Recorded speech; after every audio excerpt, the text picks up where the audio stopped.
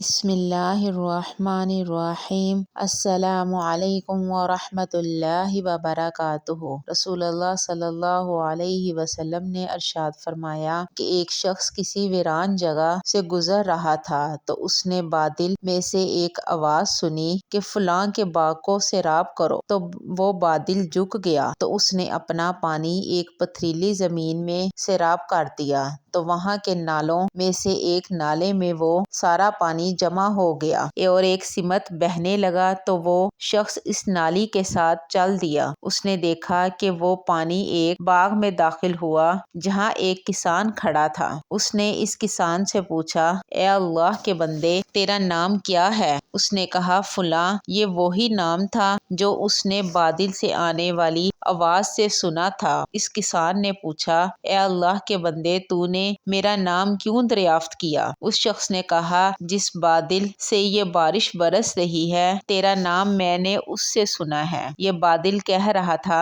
کہ فلاں کے باغ کو سیراب کرو، ذرا تو بتا، تو اپنے کھیت میں ایسا کیا کرتا ہے کہ تیری ضروریات کا غیب سے بندوبست کیا جاتا ہے؟ اس نے جواب دیا، جب تو نے یہ بات پوچھ ہی لی تو سن لے کہ جو کچھ میرا اس باغ سے نکلتا ہے میں اس کے 3 حصے کر دیتا ہوں۔ ایک حصہ صدقہ کر دیتا ہوں، اور ایک حصہ خود کھاتا ہوں اور اہل و عیال کو کھلاتا ہوں، اور ایک حصہ دوبارہ اسی زمین پر لگا دیتا ہوں۔ اگر آپ کو میری ویڈیو اچھی لگی ہو تو لائک کر کے صدقہ جاریہ سمجھ کر شیئر کر دیں۔ جزاکم اللہ خیر و احسن الجزاء فی الدارین۔